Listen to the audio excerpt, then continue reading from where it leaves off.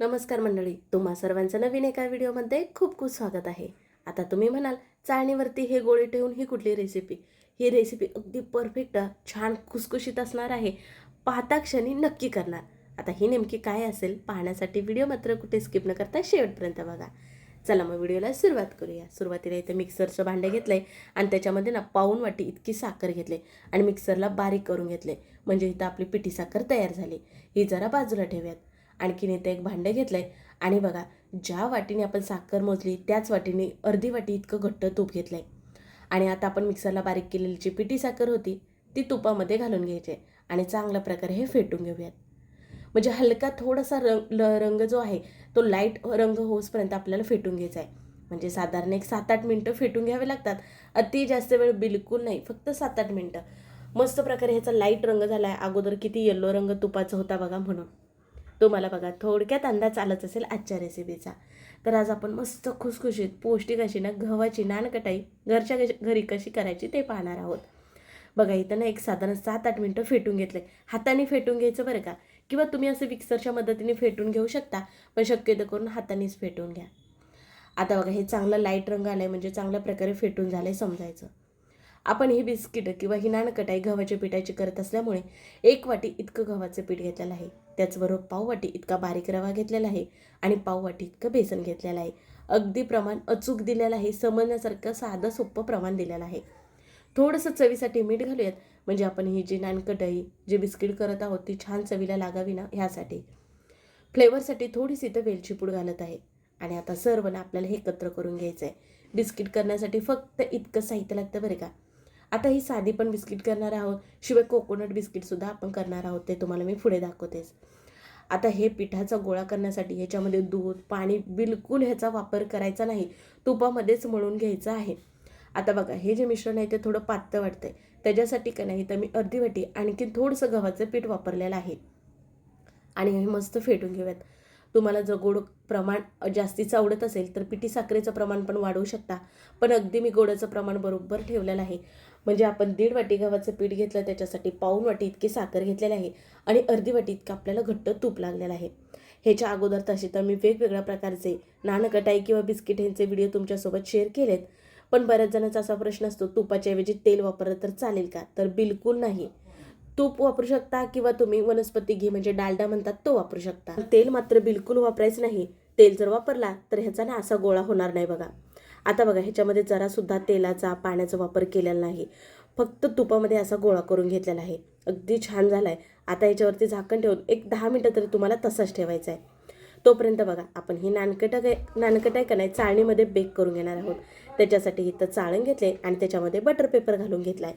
Butter paper नसेल तरीसुद्धा चालेल, चाळणीला तेल किंवा तूप लावून घेऊ शकता. आता माझ्याकडे होता म्हणून इथं मी बटर पेपर घालून घेतला आणि थोडंसं त्यालासुद्धा तूप लावून घेतलं बघा. आता हे बाजूला ठेवूया. तुमच्याकडे ओव्हन असेल तर ओव्हनमध्ये हे बिस्किटं किंवा नानकटाई तुम्ही बेक करून घेऊ शकता. आता नानकिटं ज्या आकारामध्ये हवेत त्या आकारामध्ये तुम्ही करू शकता. आता इथं मी तुम्हाला 2 ते 3 डिझाईन दाखवणार आहे. छोटासाच इथं गोळा काढून घेतलाय बघा. अगदी लिंबा एवढ्या गोळापेक्षा पण कमी काढून घेतलाय आणि हातावरती गोल करायचं आहे आणि थोडंसं चपटं करायचं आहे बघा आणि ठेवायचं आहे. झालं तुमचं हे पहिलं बिस्किट तयार. आता दुसरं बिस्किटसुद्धा सेम तसंच केलं आणि नंतर थोडीशी इथं डिझाईन करून घेतले. ते म्हणजे बघा सुरीनी ना अशाच खाचा करून घेतल्यात आणि वरून थोडेसे नाही तर काजू पिस्ता ह्याचे काप लावून घेतलेले आहेत बघा. आणि ते सुद्धा आता आपण ना ह्या चाळणीवरती ठेवून घेऊयात. जर जशी बिस्किट होती ना तशी तुम्हाला ह्या चाळणीवरती ठेवायचे आहेत. 2 बिस्किटाच्या मध्ये अंतर ठेवायचं आहे बघा असं. एकमेकांना बिस्किट नाही चिटकता कामा नये म्हणून, कारण ही बिस्किटं बेक झाल्यानंतर थोडी फुलली जातात, मग ती एकमेकांना चिटकली जातील का नाही म्हणून का नाही जरा असा गॅप ठेवायचा आहे. तुम्हाला जी डिझाईन आवडेल ती डिझाईनमध्ये करू शकता. ही तर मी तुम्हाला सोप्या हे डिझाईन दाखवते बघा बिस्किटांवरती करण्याच्या. गव्हाच्या पिठाच्या ऐवजी तुम्ही मैद्याचा पण वापर करू शकता, पण गव्हाच्या पिठामुळे का नाही अतिशय पौष्टिक अशी आपली ही नानकिटं बनली जात आहेत. मैदा खाणं तितकंच योग्य नाही, म्हणून शक्यतो करून गव्हाच्या पिठाचा वापर करा. रवा वापरल्यामुळे छान दाणेदार खुसखुशीत अशी आपली ही बिस्किट होतात. बेसन वापरल्यामुळे बिस्किटांना रंग छान येतो आणि चविष्ट अशी ही आपली बिस्किट होतात. जशी बिस्किट होतील तशी ह्या चाळणीमध्ये ठेवलीत बघा. साधारण एका वेळेस चाळणीमध्ये 10 ते 11 इतकी बिस्किटं बसली जातात. ह्याच्यावरती थोडेसे पिस्ताचे आणि काजूचे काप लावलेत, म्हणजे ही बिस्किटं दिसायला ना आणखीन छान दिसते. इथं दुसरी एक चाळण घेतली आणि त्याला सुद्धा ना थोडंसं तूप लावून घेतलंय. त्याच्यामध्ये बटर पेपर वगैरे घालणार नाही बघा. आता तुम्हाला इथं कोकोनट बिस्किट करून दाखवते. ते म्हणजे काय, अगोदरचं पीठ होतं का नाही त्याच्यामध्ये ना इथं नारळाचा बुरादा म्हणजेच की डेसिकेट कोकोनट म्हणतात ना, तो थोडासा घालून घेतला आणि ना थोडंसं हे मळून घेतलं. म्हणजे कसे आपले कोकोनट बिस्किटं तयार होतील. पुन्हा चांगल्या प्रकारे हे मळून घेतलं आणि आता तुम्हाला पाहिजेत त्या आकारामध्ये बिस्किट करू शकता. ह्याच्या अगोदर तुम्हाला आता ज्या डिझाईनमध्ये दाखवल्या सेम करू शकता. आता ना इथं मी ही जी आपली कोकोनट बिस्किट आहेत ना ती चौकोनी आकाराची तुम्हाला इथं करून दाखवणार आहे. काय करायचं, सेम अगोदर गोल कसं केलं तर बिस्किट तसंच करून घ्यायचं आणि नंतर ह्याच्या कडा कापून घ्यायच्या आणि नंतर वरून ना थोड्याशा अशा खाचा करायच्या, लाईन मारायच्या, म्हणजे डिझाईन चांगली येते. आणि झालं बघा इथं तुमचं चौकोनी आकाराचं बिस्किट तयार. अगदी दिसायला किती सुंदर दिसते बघा. हाताला चिकटतंय असं वाटलं तर मग तुम्ही सुरीनी ना हे सोडून घेऊ शकता. ह्याच्या अगोदर बघा मी तुम्हाला गव्हाच्या पिठाची बिस्किटं दाखवली, जिरा बिस्किटं दाखवली, ज्वारीच्या पिठाची बिस्किट दाखवली, नाचणीची बिस्किटं दाखवली. ह्या सर्वांचे व्हिडिओ आपल्या चॅनलवरती अपलोड आहेतच, पाहायला विसरू नका. तर बघा बघता बघता इथं ही चौकोनी आकाराची सर्व बिस्किट करून घेतली आणि या चाळणीमध्ये जागा करून घेतली बघा. मग एका वेळेस ना 7 इतकी बिस्किट आपली झालीत आणि वरून थोडेसे बघा इथं ना बदामाचे आणि पिस्ताचे काप लावून घेतले. दोन्ही बिस्किटामध्ये जागा ठेवले बघा आणि हे चिटकून बसावे म्हणून लगत हाताने दाबायचे आहेत. आता ही बिस्किटं बेक कशी करायची, तर गॅसवरती कढई ठेवले. गॅस बारीक आहे बघा, अगोदरच 10 मिनिटं गरम व्हायला ठेवली होती. ते गॅसवरती रिकामी ठेवले आणि ही चाळण नेऊन ठेवायची आणि झाकण ठेवूयात. बारीक गॅसवरती ही बिस्किटं बेक करून घ्यायची आहेत आणि गॅसच्या दुसऱ्या आचेवरती दुसरी कढई ठेवले, त्याच्यावरती ही चाळण ठेवायची आणि वरती झाकण ठेवायचं. कढईमध्ये पाणी मीठ काहीच घातलेलं नाही. बऱ्याच जणांना ना इथं थोडंसं संशय येतो, ते म्हणजे कढईमध्ये काय ठेवलंय, तर रिकामीच कढई ठेवले, जळत वगैरे नाही.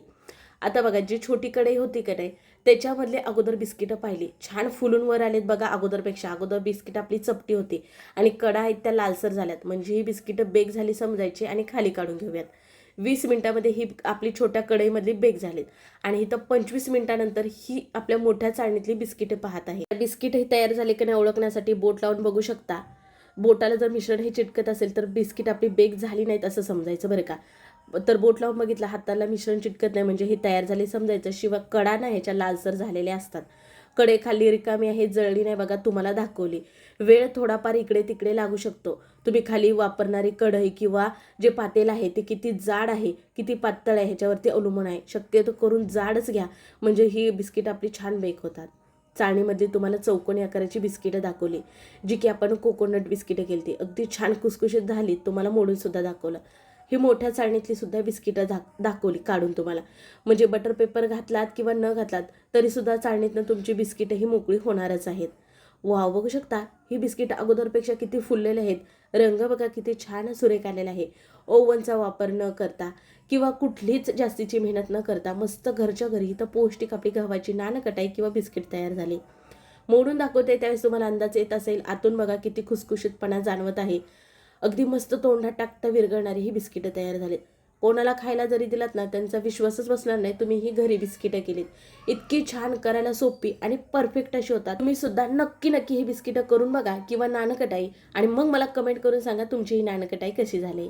चला मग व्हिडिओ आवडल्यास पटकन एक लाईक ठोका, व्हिडिओ शेअर करायला विसरू नका आणि असेच नवनवीन साधे सोपे व्हिडिओ पाहण्यासाठी चॅनलला जरूर सबस्क्राईब करा. चला मग पुन्हा भेटू नवीन रेसिपीमध्ये. तोपर्यंत बाय.